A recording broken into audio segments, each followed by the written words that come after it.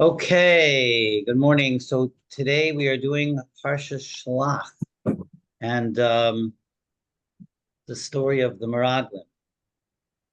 So Parshas Shelach opens with one of the most really ends up being one of the real tragic stories of the Midbar experience, the desert experience. And there's multiple experiences in the Midbar that in this desert experience, this 40-year desert experience that ended up being difficult for Bnei Yisrael. The Torah does not shy away from the mistakes that Bnei Yisrael made, even the mistakes that the leaders made. And obviously, everything that's recorded there, everything that's recorded in Torah is not just a story or a history of what went on in the Midbar. I mean, they were there for 40 years, so there's a lot of things that went on that were not recorded in the Torah. So everything that's recorded in the Torah is because there's an eternal lesson for it. It's not just an event that happened there, but the event has within it a lesson for every generation. And our job, and the job of every Jewish generation, is to extract what those lessons are and apply them in our own lives. Now, when it comes to the Meraglim, a lot of ink has been spilled about what exactly the sin of the Meraglim was. Let me just go through the story very briefly, and then we'll get into that. So at the very beginning of Parshas Shelach, on the march to Eretz Yisrael, they're fresh from Har Sinai, from this Kabbalah Satorah experience, on the way to the land, and Moshe Rabbeinu decides to send spies to the land to figure out the best way to conquer the land and to give the Jewish people an insight into what they're about to experience. And the spies come back, and of course, we all know the story. The spies come back, and instead of doing their obligation of explaining the best way to conquer the land, they come back with a very negative report about the land. They come back and they're saying it's a land that consumes its inhabitants. Because they were spies, Hashem made a miracle, and a lot of the inhabitants of the land were dying when they were there, in order that the people should be involved in the burial of the people who have died and not see that these spies have come into the land and put them in harm's way. So it was really a positive, along with the fruits of the land, which were oversized and beautiful and huge, all of these positive things. And yet they come back with a profoundly negative report about the land consumes its inhabitants, and the people there are giants, and they're too strong. They're too strong for us. They're too strong for Hashem.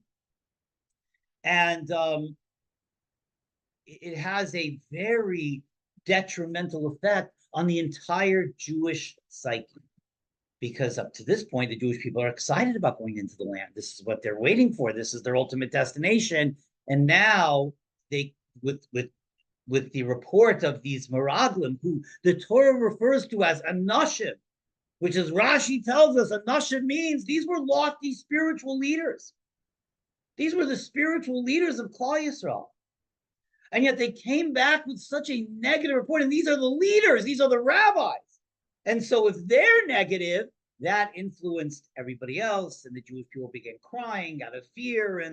And this was a huge tragedy from which we still suffer today from this sin. Because as it's known that this sin took place on the day that they came back and with this negative report and brought everybody to tears was the 9th day of Av. Hashem said, you're crying for no reason. The 9th day of Av is going to become a reason that we cry. So to this day, we're still crying on Tisha B'Av for the Churban Bayis. In our case, the Churban Bayis Sheni, the Churban Beis Hamikdash. So this clearly was not just a one-time sort of minor mistake. This had real profound negative implications for the Jewish people. The spies themselves ended up all dying from this sin. the Jewish people then were decreed that they have to travel 40 years in the Midbar instead of going directly there to Israel. This whole generation had to die out. A new generation had to be born and raised, and that new generation will come into Israel, all from this sin of the Meraglim. So again, there's been a lot of different explanations into exactly what the sin of the Meraglim was. It's almost every commentator has a different explanation as to what exactly their sin was. And this is the beauty of Torah. And I've mentioned this many times. We have the simple understanding, but obviously underneath that simple understanding, there's layers and layers and depth of understanding. And again, you could bring 10 different commentators and they'll have 10 different explanations of what the spies did or what was the underlying sin. And they're all right to a certain extent. This is the beauty, the infinite, the infinite sort of levels of understanding Torah, is that there's always an explanation, a new explanation, and that new explanation is emes as well. So we really have to sort of broaden our minds so that we can accept all of these explanations and learn from all of them. So today, again, is one that I had not seen before, but I want to share with you. And in this explanation, it actually connects that beginning of the Parsha to the very end of the Parsha. Because if you go all the way to the very end of Parshas Shelach, we have the mitzvah of Tzitzis. That's the last part of Parshas Shelach. And there's sort of a Kabbalistic principle called Nutz Techilasan B'Sofan, which means the beginning is wedged in the end. We say it in L'Chadedi on Friday night, Seif Maisa Machshava Tchila. The end of creation was Hashem's original thought.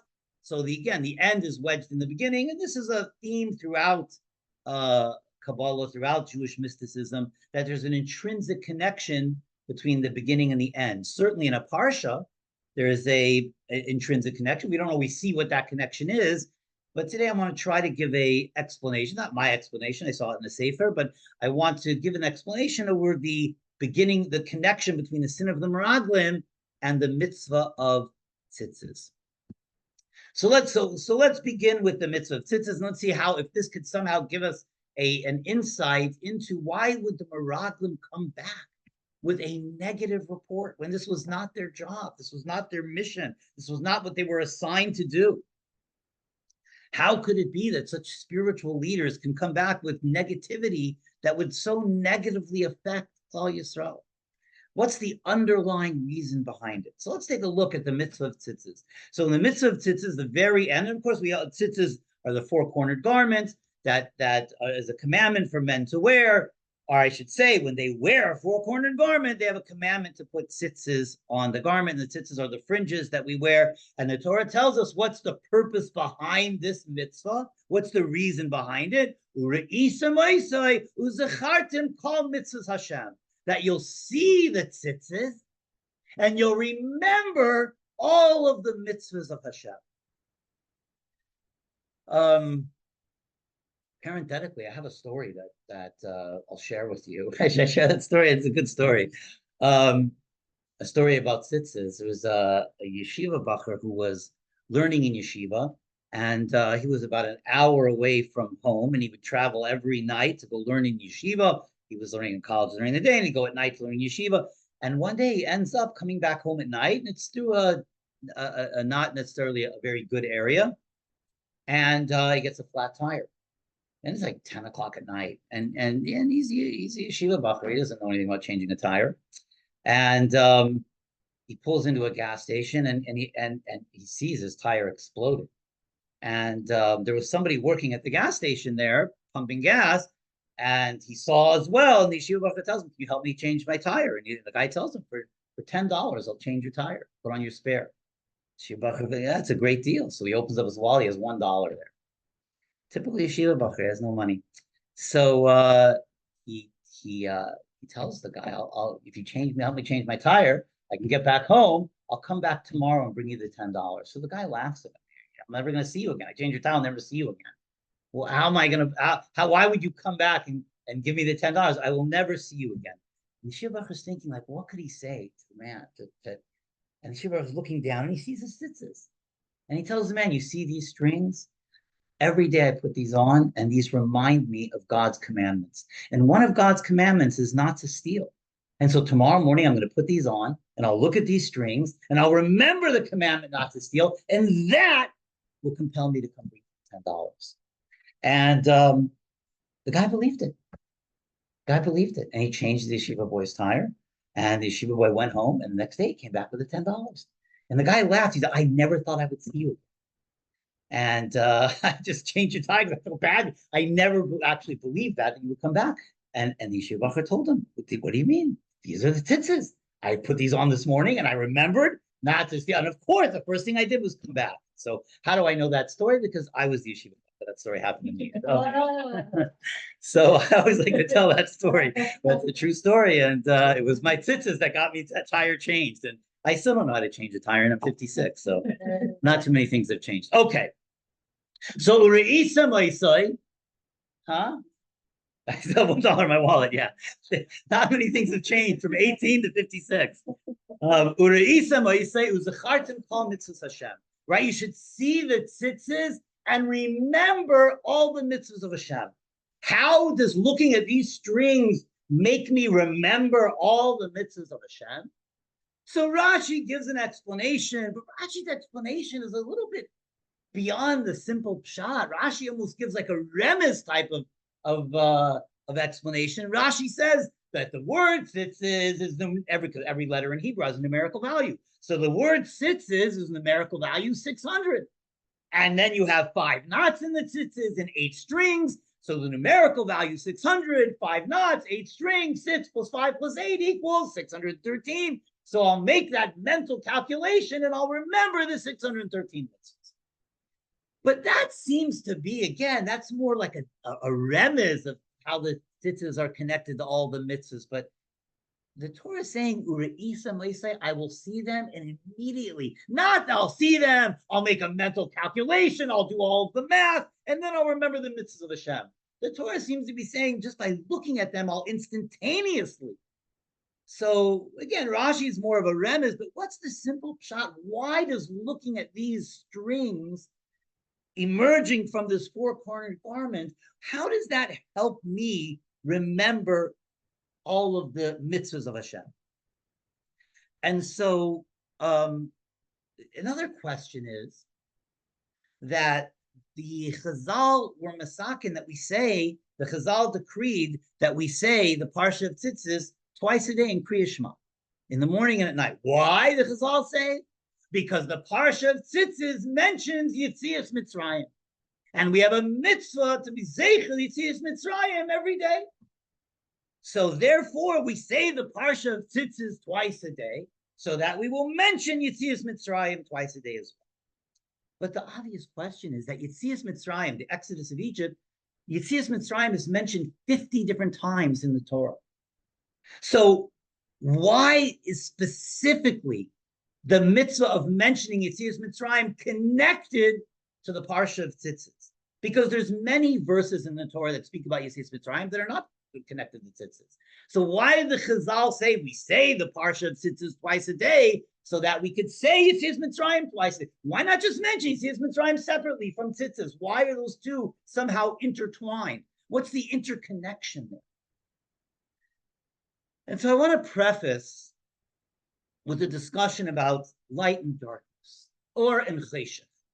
Now we know light and darkness in besides being the physical realities of light and darkness, it has a tremendous amount of symbolism as well. Certainly in the mystical branches of Judaism, light represents goodness, light represents kedusha.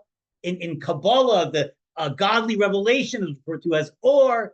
The godly Hashem's presence is known as the Or Ein Sof, the infinite light. Light represents kedusha.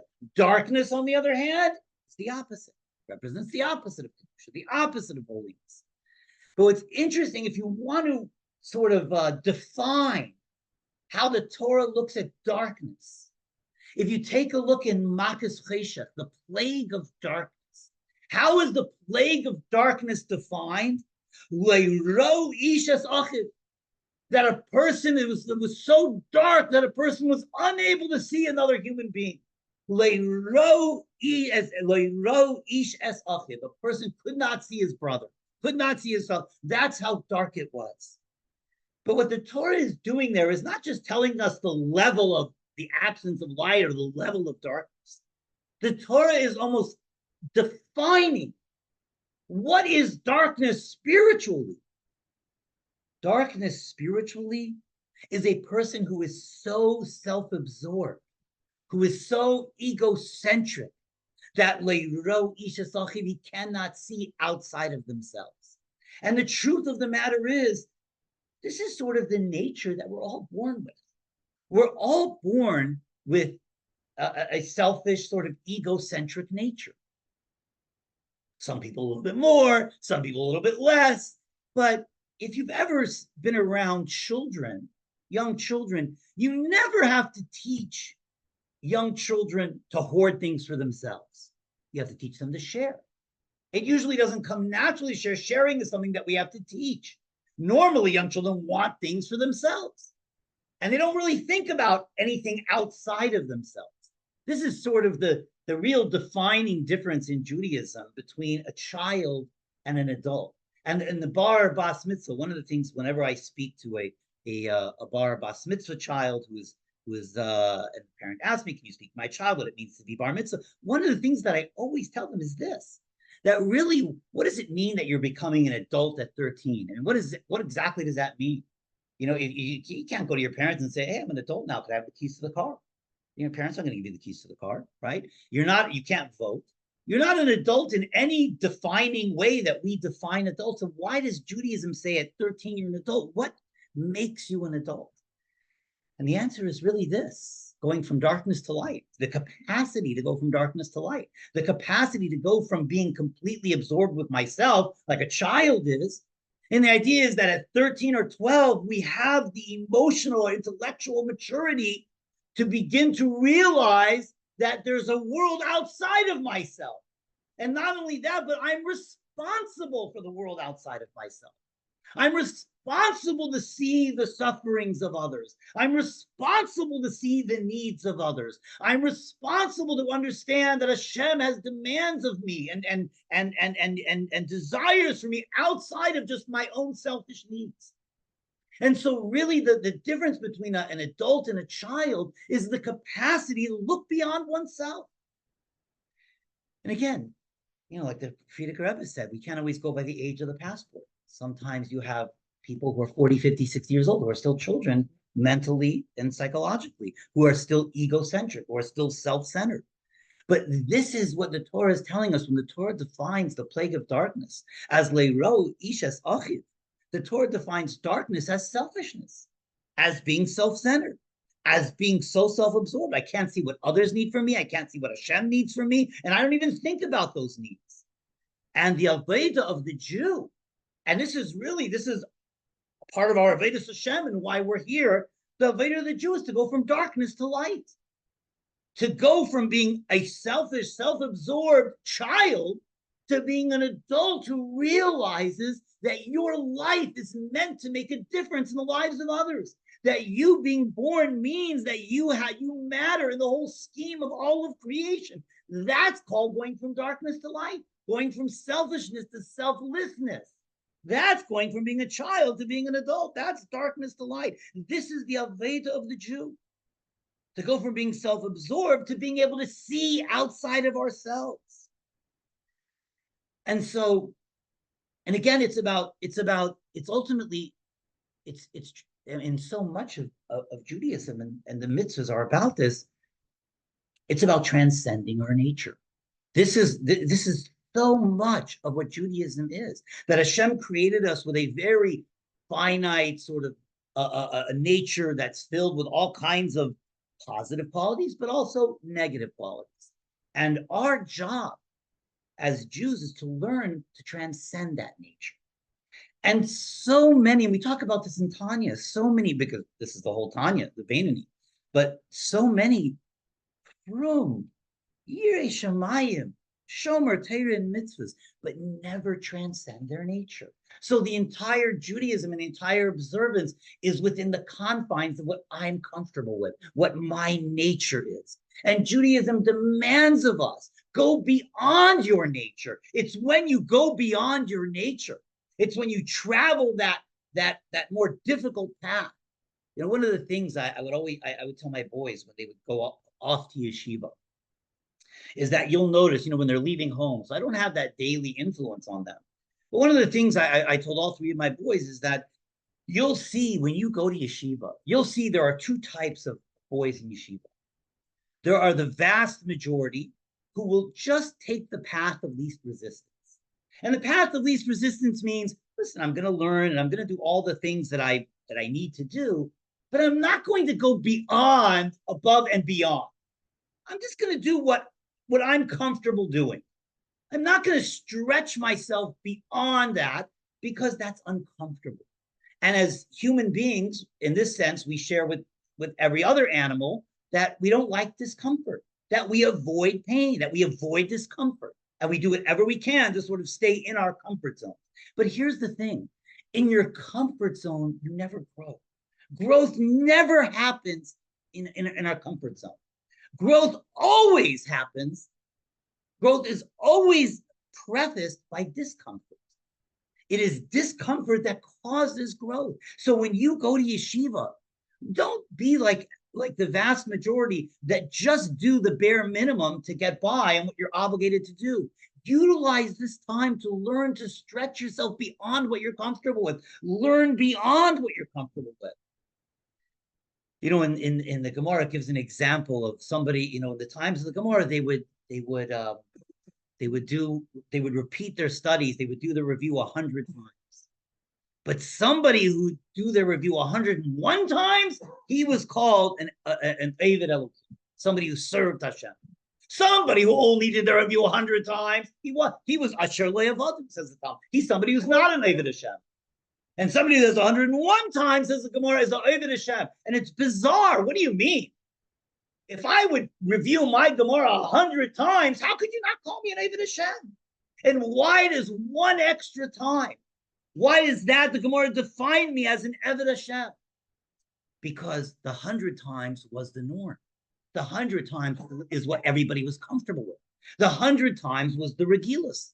That was habitual. That's what everybody did. 101 times means you're going beyond the norm, beyond your nature. That's an Eved Hashem. And so this is the same thing, going from darkness to light, going from selfishness to a life of selflessness. This is the Aveda of the Jew. So now with that preface, let's bring it back to our Parsha. So if we take a look at the tzitzis are a four-cornered garment that basically encompass the trunk of the person. And from that garment, these strings on the edge, on each one of the corners, extend beyond the garment. So, and I've never heard this symbolism of the tzitzis before until I saw it in this sefer. But he says that the four corners of the garment that encapsulate or that encompass the trunk of the Jew, that represents the person's nature, the person's self. It's like a square that the person's essence is encapsulated within that square box. And that's the person's nature, and his self and his self-absorption is all within that box. Like, for example, if you ask a person to point to themselves, where do they point? They point to their trunk, right? Most people don't point here when you say point to yourself, which is interesting, and a whole topic in and of itself. Most people point here because this is how they see self. So the tzitzis sort of encapsulates the whole trunk of the person. That's the person's the garment. Then the tzitzis that extend beyond the garment are a reminder to the Jew that you have to look beyond yourself. Like the tzitzis extend beyond the garment. This is the reminder that you as a Jew cannot be satisfied just living life within the box of your own selfishness, with your own self being the most important thing and the biggest priority in life. A Jew needs to look beyond the self. And that's what the tzitzis represent. In other words, the tzitzis represent this idea of going from darkness, egocentric, self-centric, to extending beyond yourself to light. And this is the entire idea of Yetzias Mitzrayim. Yetzias Mitzrayim, the exodus of Egypt, isn't just a one-time sort of leaving the land of Egypt and preparing themselves to receive the Torah. The reason why we have to mention Yetzias Mitzrayim every single day, the reason why we have an entire week of the year, Pesach, where we stress and we relive the experience of Yetzias Mitzrayim, is that this idea of Yetzias Mitzrayim is an everyday avodah. Not leaving the physical land of Egypt, but leaving our own Mitzrayim. Again, the word Mitzrayim comes from the word Meitzarim, which means boundaries, confinements, limitations. Our biggest confinement, our biggest limitation is our own nature. And so Yetzias Mitzrayim is a call every day to go beyond, to serve Hashem beyond our nature, beyond our Mitzrayim, beyond our own limited confines and boundaries and limitations that our nature imposes upon us ourselves. So the reason why we mention Yetzias Mitzrayim every day, it's a call from Hashem that every day we have to go beyond our nature. This is every day we have to go from Cheshech to Or. And this is what tzitzis remind us of every day. And this is why the Chazal were Masakin decreed that we mention Yetzias Mitzrayim in the Parsha of tzitzis, because they have the exact same theme of going from selfishness to selflessness, going from darkness to light. This is the whole avodah of the Jew. This is Yetzias Mitzrayim. And it's a message every single day. And so now when we understand that that's the message of the tzitzis at the end of the parsha, the tzitzis call upon us, male or female, whether we're wearing physical tzitzis or whether we're just studying what it means. It's the call to go beyond ourselves. It's the call to serve Hashem and serve our fellow man beyond my own selfish needs and beyond my own comfort zone. It's there where we truly grow. It's there where we truly reach our potential. And I've spoken about this before, but there's an image of every single one of us that exists in the heavens, of everything that we are supposed to be, all of the potential that we are meant to reach. But the only way that we could ever reach that potential is going beyond our comfort zone, going beyond extending ourselves beyond ourselves, ensuring that my life makes a difference in the lives of others. My life makes a difference in the world. And for me, this always consumed me, even from the time that I was, from the time I was a teenager and beyond. I always felt that what is the purpose of why we're here? I mean, this really was what brought me to Judaism. As you all know, or many of you know, I wasn't raised a religious Jew. And it's this idea that literally brought me to Judaism. I felt like life has to be more than just living, eating, sleeping, earning money, dying. And I wanted so much that my life should make a difference in the lives of others, that the world should be somehow a different place from the fact that I was here. I remember speaking about this to somebody recently, and I was telling this, and the person said, like, I don't care about that at all. Religious Jew, I don't care about that at all. I never even thought about that. And I can't even imagine that a Jewish person, especially a religious Jewish person steeped in Torah, wouldn't ever think about or prioritize that our lives are meant to make a difference in the lives of others. But I don't think this is taught enough, that this is the bottom line. This is what all the mitzvahs are about. This is all the Torah is about. So we can keep Torah and we could learn Torah and keep the mitzvahs, but if we never leave our comfort zone, if we never extend ourselves beyond our nature, then after 120 years, there's going to be a vision of ourselves, of everything that we were supposed to be, and then the vision of who we are now. And I've said this many times, that literally, that's how the Baal Shem Tov defines Gehenna. The Baal Shem Tov defines Gehenna that at the time of Yetzias HaNeshama, that the Neshama is shown a vision of everything that it was meant to accomplish and be in this world. And then the Neshama sees itself as it is now. And that gap between those two is Gehenna. The shame that the Neshama feels, that it had so many years and so many opportunities and so many resources that Hashem blessed them with to be able to achieve that vision of what they're supposed to be. And then the Neshama looks at itself as it is now. It says the Baal Shem Tov, that's Gehenna.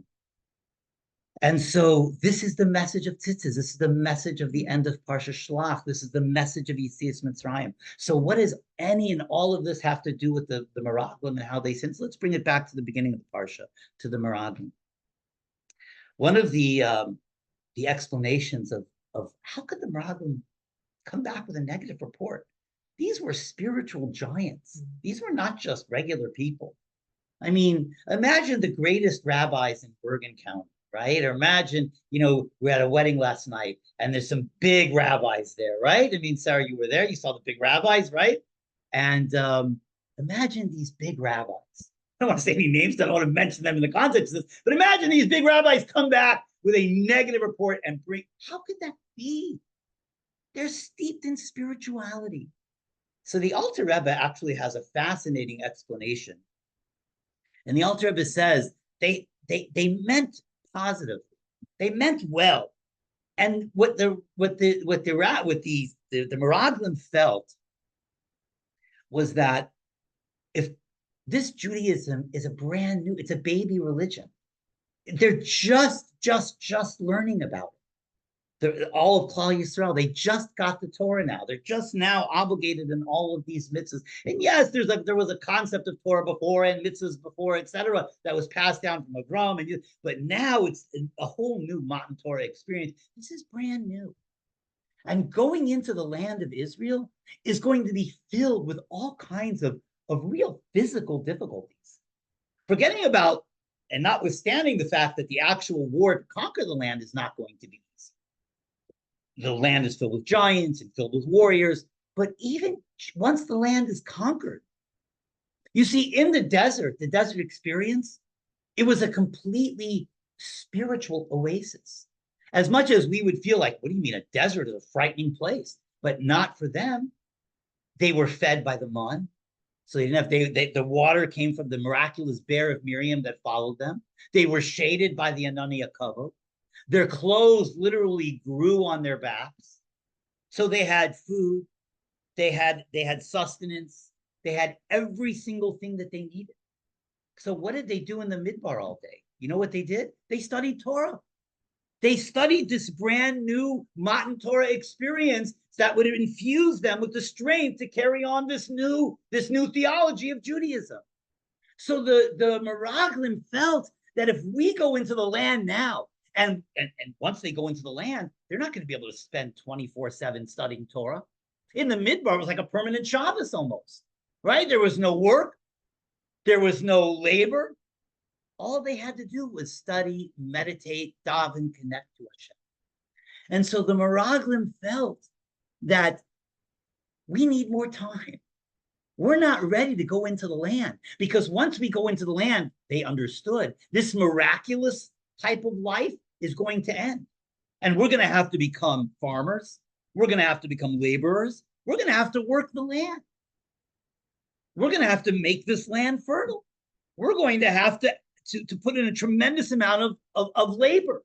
We're not going to be able to study Torah at the same level that we can in the Midbar. We need some more years in the Midbar. We need some more years in yeshiva. We're not ready to go out to the real world yet. Going into Israel was going into the real world. And the Meraglim felt we're not ready for that yet. So it wasn't that they never wanted to go into Israel. It was just they wanted to wait until the Jewish people were spiritually strong enough to be able to labor, to be able to have the influences of not be influenced by the influences of their neighbors and by the paganistic society around them, and be able to have to be able to engage in work and toiling in the land and not be able to spend 24/7 learning Torah. We're not ready for that experience yet, the Meraglim. So it says the Alter Rebbe, they had, their kavanah was l'shem shemayim. Their kavanah was they just wanted the Jews to be stronger in their Torah. So what was their flaw? What was their mistake? Their mistake was that wasn't the ratzon of Hashem. Hashem said, go into the land. And our job when Hashem makes commands is to understand that even though we don't understand it, even though it may not make sense to us, but that's the ratzon of Hashem. And we have to be subjugated to that ratzon. But the Meraglim, again, we're saying this at the level of the Meraglim. These were lofty Jews. So as we know, tzaddikim are judged kachuta saira and much more stringently than the rest of us are. And so the Meraglim at their level had sort of this, they were so consumed with their idea, with their sort of egocentric idea that came from them, that they were unable to see beyond that and to see the Ratzon of Hashem and to subjugate themselves to the Ratzon of Hashem, even if it was beyond their understanding. So, in other words, the sin, so to speak, or the mistake of the Meraglim is that they were so immersed in their understanding that they couldn't see beyond themselves, i.e., the mitzvah of tzitzis, to be able to see beyond your own box, your own nature, your own understanding, and to be bottled to the Ratzon of Hashem. And this was the sin of the Meraglim, and this is why that is eternally connected to the ninth of Av. So we say that we're still suffering from that because we still have the Churban Beis Hamikdash, and that we still commemorate that Churban on the ninth of Av. But isn't that Churban because of Sinas Chinam? Don't we say that the second Beis Hamikdash was destroyed not because of the sin of the Meraglim, but because of the baseless hatred amongst Jews that existed at that time? And whenever there is disunity amongst the Jewish people, whenever there is division and infighting and machlekes and hatred amongst the Jewish people, we are at our spiritual weakest. And hence, when there was infighting in the times of the second Beis Hamikdash and tremendous sinas chinam, we were at our spiritual weakest, and the Beis Hamikdash was destroyed. What's fascinating is that the first Beis Hamikdash was destroyed because of shvichas damim and gilui arayos and avodah zarah, the big three sins, right? Murder, sexual sins, idolatry. That's the first Beis Hamikdash was destroyed. And how long was it destroyed for? For those three major sins? 70 years. And the second Beis Hamikdash was destroyed for baseless hatred, and we're going on over 2,000 years, that is a class in and of itself. How profound and how powerful negatively sinas chinam is, machlekes amongst you, even more than shvichas damim, gilui avodah zarah. 70 years, sinas chinam, 2,000 plus years. But sinas chinam is very connected to this as well. When do I have baseless hatred to another person? When do I dislike another person? When I'm jealous of that person, or I'm consumed by my own ego. Ego, when I'm consumed by self, ego repels the other because I'm consumed by me. So if I'm consumed by the way I see things and the way I perceive things, anyone who perceives things differently, anyone who sees things differently, anyone who sees things outside of the way I see them, I don't like, I don't agree with, and I have sina towards. The more you're consumed with self, the easier it is to have sina towards the other. The more you extend yourself beyond yourself, the more you're able to bear and come together as one with those who disagree with you, with those who are different than you.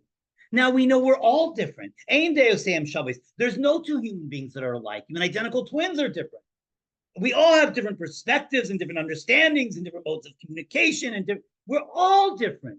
The only way for there to have true Ahavas Yisrael, to have true Ahava, is to learn to go beyond the limitations of my own physical nature, to focus on the neshama rather than the guf, focus on the soul, which is infinite, rather than the body and my nature, which is finite. When I look at you and I see your only your physicality, then I'm only seeing the differences between us. But when I see your neshama and my neshama, then I see the sameness between us, no matter if externally we're different. The only way I can do that is to go beyond my nature, go beyond my physical, go beyond my own finite parameters. And so the sinas chinam, and the reason why the second Beis Hamikdash is destroyed, is intrinsically connected to the sin of the Meraglim. It's all, the underlying element is the same. It's egocentrism.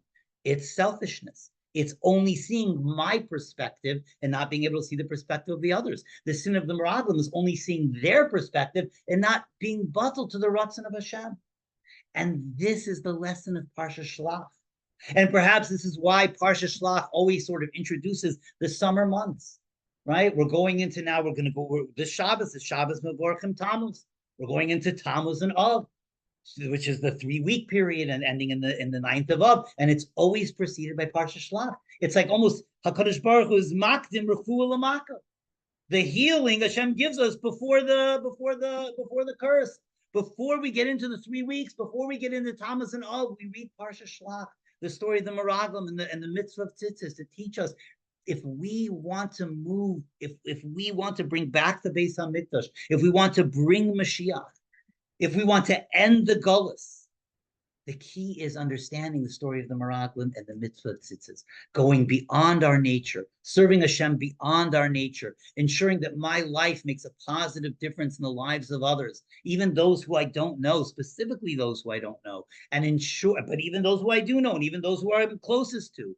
And the only way to do that is moving beyond the confines of my own selfish, egocentric nature and serving Hashem beyond that with Avos Yisrael, with love.